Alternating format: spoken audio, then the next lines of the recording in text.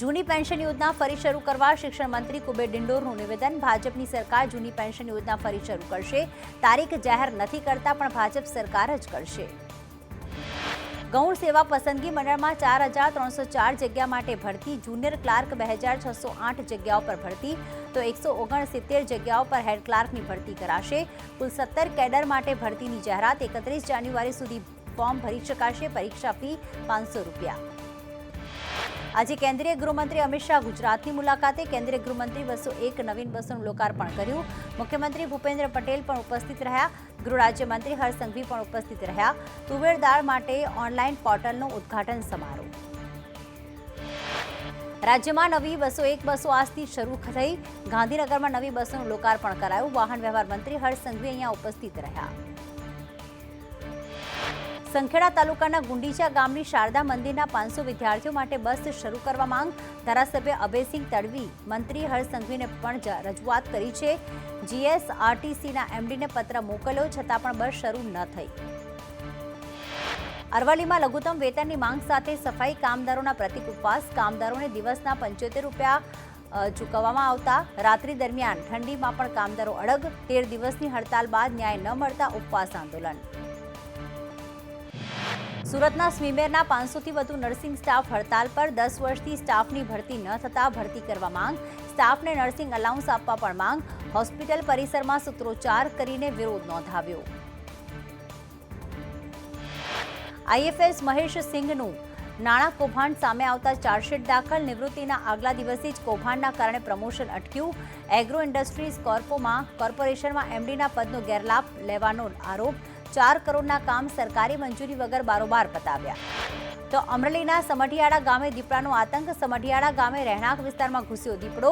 રહેણાંક મકાનમાં દીપડો ઘૂસતા ટોળે ઉમટી પડ્યા। ફરી એકવાર અમદાવાદ ગાંધીનગરની હોટલ્સ હાઉસફુલ। વાઇબ્રન્ટ સમિટના કારણે હોટલોના ભાડા વધ્યા। કોર્પોરેટ જગતના લોકોને હોટલ બુક કરવામાં પડી રહી છે મુશ્કેલી। સૌરાષ્ટ્ર ઓઇલ મિલ એસોસિએશનના પૂર્વ પ્રમુખ સમીર શાહની ઓઇલ મિલની આગામી 29મીએ હરાજી। બેંકોની કરોડોની લોન ભરપાઈ ન કરતા મિલની હરાજી। તો જામનગરની મેડિકલ કોલેજ અને હોસ્પિટલમાં લાલિયાવાડી 7 ડોક્ટર હાજરી પુરાવતા ન હોવાનું સામે આવતા નોટિસ। એમએનસીની મેડિકલ કોલેજને ફટકારાઈ નોટિસ। રાજકોટમાં લાયસન્સ રિન્યુ ન કરાવતા સિનેમાગૃહને નોટિસ। કોસ્મોપ્લેક્સ અને આર વર્લ્ડ સિનેમાગૃહને નોટિસ ફટકારાઈ। જિલ્લા કલેક્ટર અને તંત્રની કાર્યવાહી। કેન્દ્ર સરકાર ડુંગળીની નિકાસ પરનો પ્રતિબંધ હટાવી શકે। સ્થાનિક બજારોમાં કિંમતો ઘટતા લેવાઈ શકે નિર્ણય। 8 ડિસેમ્બરે મુકાયો હતો નિકાસ પર પ્રતિબંધ। ગોંડલ માર્કેટ યાર્ડમાં ધાણાની આવકના શ્રી ગણેશ। હરાજીના મુહૂર્તમાં 5 ગુણી ધાણાની આવક। ખેડૂતને 20 કિલોના ધાણાનો ભાવ 36,000 મળ્યો। સિઝનની સૌપ્રથમ ધાણાની આવક જોવા મળી। તો આ તરફ ભાવનગરના વલ્લભીપુરમાં મહી પરિયેજ લાઇનમાં લીકેજ થતા હજારો લીટર પાણીનો વેડફાટ। વલ્લભીપુર ઉમરાળા રોડ પર પાણીની રેલમછેલ। અંદાજે 4 કિલોમીટર સુધી મહી પરિયેજ લાઇનમાં લીકેજ। સુરત શહેરમાં રોગચાળો વકર્યો। 7 લોકોને સ્મીમેર હોસ્પિટલમાં દાખલ કરાયા। પાણીના કોન્ટામિનેશનને પગલે ડાયરિયાના સંખ્યાબંધ કેસ। મહાનગરપાલિકા દોડતું થયું। ભાજપે ચૂંટણીની તૈયારીઓ શરૂ કરી। અમદાવાદમાં રિવરફ્રન્ટ પર કમળના સ્કલ્પચર રાખવાની કામગીરી હાથ ધરાઈ। ટૂંક સમયમાં અટલ બ્રિજ નીચે પણ કલરફુલ ફુવારા મૂકવામાં આવશે। સુરતના સચિન જીઆઈડીસી વિસ્તારમાં યુવકનું હાર્ટ એટેકથી મોત થયું। મૃતક યુવકને કોઈપણ પ્રકારની બીમારી ન હતી। મૃતક જ્વેલરીમાં કારીગર તરીકે કામ કરતો હતો। પોસ્ટમોર્ટમ બાદ સાચું કારણ સામે આવશે। સુરતમાં ભટારની બેગાની મિલમાં કરંટ લાગતા યુવકનું મોત થયું। મશીન પર પાણી હોવાના કારણે સ્વિચ ચાલુ કરતા સમય કરંટ લાગ્યો હતો। ખટોદરા પોલીસે ગુનો દાખલ કરી તપાસ હાથ ધરી। સુરત શહેરમાં રોગચાળાએ માથું ઉચક્યું। નિમોનિયાથી પ્રથમ વર્ષના રેસિડેન્ટ તબીબનું મોત। ટૂંકી સારવાર દરમિયાન રાજેન્દ્ર રામાણીનું મોત। માણાવદરમાં 2 માસ અગાઉ એક જ સપ્તાહમાં 3 પ્રસૂતાના મોતથી હાહાકાર। તપાસ સમિતિના રિપોર્ટમાં ટ્યુલિપ હોસ્પિટલના ડોક્ટર જયદીપ ભાટુની બેદરકારી સામે આવી છે। જવાબદાર તબીબ વિરુદ્ધ કાર્યવાહીની માંગ। અમદાવાદમાં થલતેજ 4 રસ્તા પાસે અકસ્માત। એસપી સ્વામીએ પોલીસ ચોકીમાં ગાડી ઘુસાડી। ગાડી કંટ્રોલ ન થતા સર્જાયો અકસ્માત। SG1 ટ્રાફિક પોલીસે કાર્યવાહી હાથ ધરી।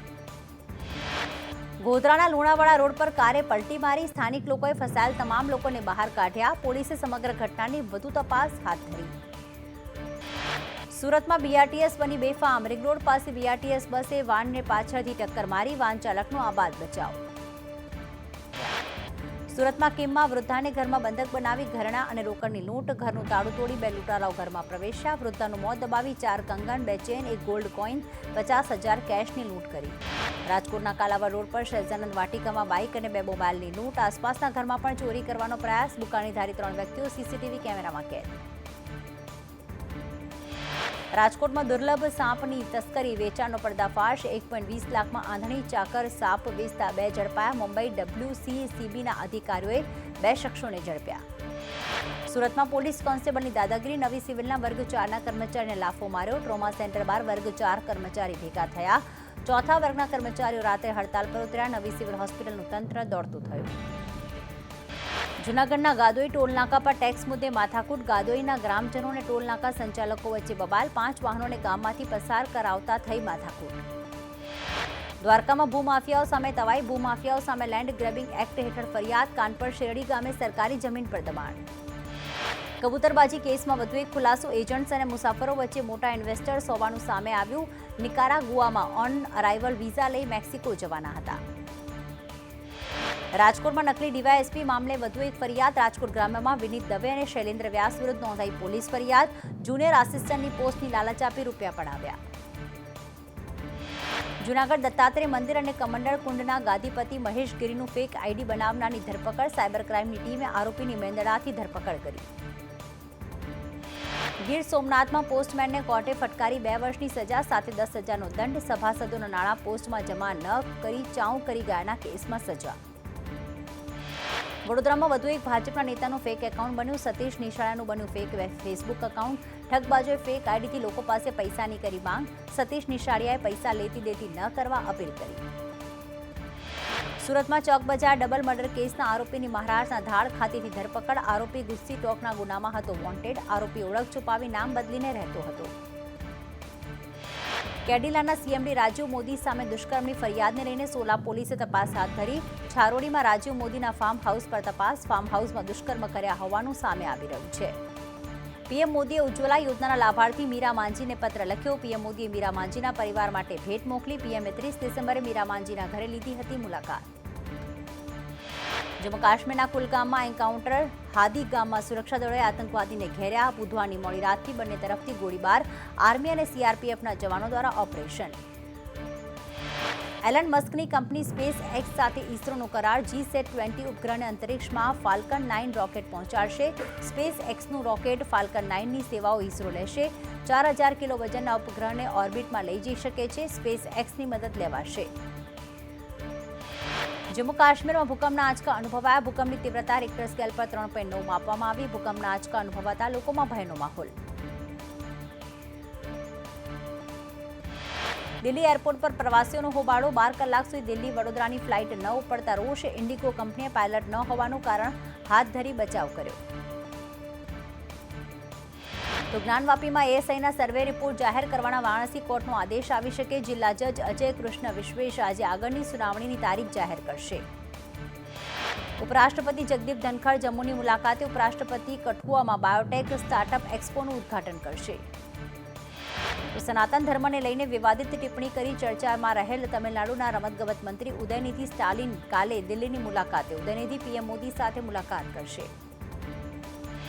નેપાળમાં ચીનની વધતી દખલગીરીને લઈને વિદેશમંત્રી એસ જયશંકર નેપાળની મુલાકાતે. એસ જયશંકરની નેપાળના રાષ્ટ્રપતિ અને પ્રધાનમંત્રી સાથે મુલાકાત. મુખ્યમંત્રી યોગી આદિત્યનાથે ફક્ત એક જ ધર્મ છે અને તે છે સનાતન ધર્મ તેવું સંબોધન કર્યું. સનાતન ધર્મે દરેક પ્રકારના સંજોગોને સામનો કરીને તેની યાત્રા ચાલુ રાખે છે. અયોધ્યામાં રામ મંદિર પ્રાણ પ્રતિષ્ઠાના દિવસે વડાપ્રધાન રાખશે ઉપવાસ. સરયુ નદીમાં સ્નાન પણ કરી શકે છે. પીએમ મોદીએ ભગવાન રામનું ભજન કર્યું. ટ્વીટ. ગાયક સ્વાતિ મિશ્રાના ભજનને શેર કર્યું. વડાપ્રધાને કહ્યું સ્વાતિ મિશ્રાનું આ ભજન મંત્રમુગ્ધ કરનારું છે. રામ મંદિર પરિસરમાં વધુ 13 મંદિર બનાવાશે. 6 મંદિર પરિસરની અંદર, 7 બહાર. રામલલાની પ્રાણ પ્રતિષ્ઠા માટે યજ્ઞ મંડપ તૈયાર. 22મી જાન્યુઆરીએ રામલલાની પ્રાણ પ્રતિષ્ઠાને લઈને પોલીસ સતર્ક થઈ છે. સમગ્ર દેશને રામમય બનાવવા ભાજપની રણનીતિ. 22મી જાન્યુઆરીએ દરેક ગામમાં દિવાળી ઉજવવાની યોજના. રાજુલા શહેર મુસ્લિમ સમાજે રામ મંદિર નિર્માણ કળશ યાત્રાનું સ્વાગત કર્યું. કેશોદમાં વિશ્વ હિન્દુ પરિષદની ટીમે રામ મંદિર અયોધ્યા તરફ જવા પ્રયાણ કર્યું. તો વિરાટ અખાડાના મહંત મોહનદાસ બાપુને રામ મંદિરનું આમંત્રણ મળ્યું. અમેરિકાના લાસ વેગાસની એક કોર્ટમાં આરોપીએ મહિલા જજ પર હુમલો કર્યો.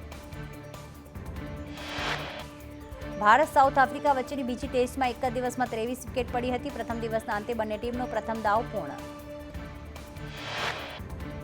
રાજ્યમાં કડકડતી ઠંડીનો ચમકારો અનુભવાયો. 21 શહેરોમાં તાપમાન 16 ડિગ્રીની આસપાસ નોંધાયું.